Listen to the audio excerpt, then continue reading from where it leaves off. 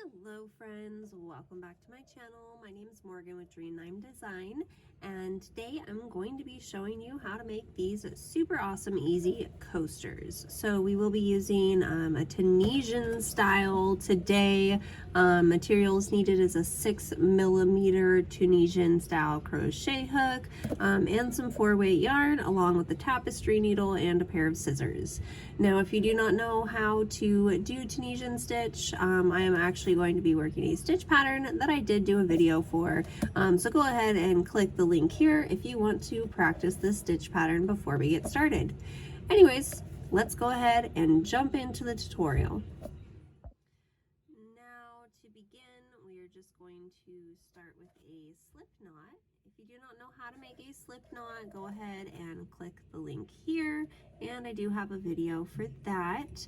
Now to begin, we are going to just simply make a chain of 21 stitches. So 1, 2, 3, 4. Go ahead and do that and meet me back here. Alright, now that you have your 21 stitches, we're going to skip the first stitch next to our hook, and into the second stitch we're going to put our hook in and drop a loop. Now we're going to leave that on our hook because we are going to be working Tunisian. So for this first row, we are simply going to go into each stitch and draw up a loop. So go ahead and do this all the way to the end of the row, and I will meet you back here. Alright, so here we are at the end of the row. Now what we want to do at the end for our pass back and for every single row, we're going to yarn over and pull through one of the loops that are on our hook. So just pull through one, and that's just at the beginning of the row. So now we're going to yarn over and pull through 2 loops, yarn over, pull through 2 loops, yarn over, pull through 2 loops, and we're going to continue to do that until we have worked all of the stitches off of our hook. So go ahead and do that, and then meet me back here for the beginning of round 2. Alright, so here we are for row 2, and now we're going to start working the Tunisian honeycomb stitch. Now if you're unfamiliar with this, please click this link video right here, and it is going to take you a little bit slower step by step on how to do this stitch. But let's go ahead and move on in. So here we have our posts. We're going to start out with a purl stitch into our first post. So we're going to pull our yarn forward, wrap it around, and pull it through one loop. Go into the next. We're going to do a knit stitch, or a simple stitch. We're going to pull our yarn forward into this stitch. We're going to do a purl stitch. So we are alternating between a simple stitch and a purl stitch through all of our posts here. Again, please click that link that I have. I go a little bit slower and in depth on how to do this. So now I'm going to do a purl stitch. Into the next stitch, we'll do a knit stitch, and continue to do that all the way down your row. Alright, so this is what it should look like when you are all done. Since we started with a purl stitch, we have even amount of stitches. You're going to end with a knit stitch. So now to begin the next pass, we're going to yarn over and pull through one of the loops on our hook. We do this at the end of every row.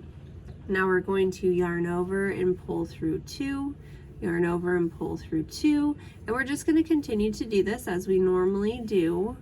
This row is not going to change when we do our pass back. So continue to go ahead and drop all these stitches off of your hook, and I will meet you back here for round 3. For round 3. Alright, so here we are for round 3. Now you'll see our purl stitches are going to have this little bump in front of the post, and our knit stitches are going to be nice and smooth. So now what we want to do is we want to knit the purl stitches and purl the knit stitches. So since we started with a purl stitch on our previous round, we're going to start with a knit stitch, or the simple stitch, right here into this next stitch, which is our knit stitch in the previous row. We're going to go in and make a purl. So for round 3, you begin with a knit, purl, we're going to knit right here, we're going to purl the next. We're going to continue to do this all the way for this whole pattern. We're going to alternate the stitches all the way through. So now we're going to do a total of 20 rows like this. So we are on row 3. So we want to continue this pattern until we have a total of 20 rows. So again, knit the knit stitches, or purl on the knit stitches and knit on the purl stitches. So all of the ones that are the long posts that don't have the bumps on the front, those ones are going to be your purl stitches. So this one right here is a purl, so we're going to go ahead and do your basic stitch right there. And we're going to purl in here. So continue to do that. At the end of row 3, you should end with a purl stitch. The beginning of row 4, you will begin with a, let's see here, you will begin with a purl stitch. So go ahead and continue to do this all the way through. I will meet you at the end of row 20, and we will go ahead and fasten off and finish this project. I will meet you guys at the end of row 20. Okay, my friends, so here we are. I went ahead and did my 20 rows. Now, the pass back row, when you're dropping them all off, does not count as a row. That is actually finishing up the row that you started. So an easy way to tell that you have done 20 rows is you go ahead and you count up the side here. 1, 2, 3, 4, 5, 6, 7, 8, 9, 10, 11, 12, 13, 14, 15, 16, 17, 18, 19, 20. Now what we need to do is we need to finish off the top, and after this we're going to go ahead and single crochet around the edge. So instead of doing alternating the simple stitch and the purl stitch, we are just going to simply go ahead and we are going to be working a slip stitch over each of all of these stitches. So we want to make sure that we do this a little bit loose, because we will be dropping our stitches as we go along. So we're going to go ahead and drop that loop, and we're going to draw it through the first one. So remember, we've been holding our stitches on our hook, but what my camera, get it into focus there, but what we're going to be doing is just simply going across all of these stitches and doing a slip stitch. Again, just remember to do this fairly loose. So we're going to drop a loop, pull it through, and pull it through the other loop that's on our hook, and just do this loose. And we're going to do this all the way across. So go ahead and do that, and I will meet you at the end of this row.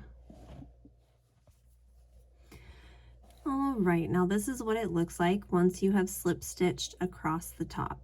Now I like to do a single crochet along this edge, or you can do a slip stitch, whichever you prefer. But if you kind of look and you see around the edges, they're all very nice and clean, except for the row that we do our back pass on. So in this corner space, just working normally, we're not going to be working Tunisian. I'm simply just going to add a slip stitch into that same corner, and just working along the edge, picking up 20 stitches along the edge, not in any particular space. I'm just going to work all the way down and add a slip stitch. So as you see, it just kind of cleans up the edge there a little bit. So I'm going to go ahead and do that all the way until I get to this tail end. So go ahead and do that and meet me at the end when we will fasten off. All right, so here I am at the edge, and I went ahead and just slip stitch into that first corner space. Now I'm going to draw up a loop, grab my scissors, and go ahead and cut that. Now from this point, you just pull your yarn through and make an extra knot. Go ahead and grab your tapestry needle and sew in your ends. I'll show you what it looks like when I get done with that. And there you have it, you guys. This is what it looks like when you're all completed. This is the row that you single or slip stitched across. It really doesn't matter, just to give it that nice clean edge. So I hope you guys enjoyed today's tutorial. Please make sure to give this video a thumbs up. Leave me a comment down below. Again, this was an easy crochet tutorial on how to do the Tunisian honeycomb stitch. Again, leave me a comment down below, and I will see you guys all next time for my next tutorial. Have a great day.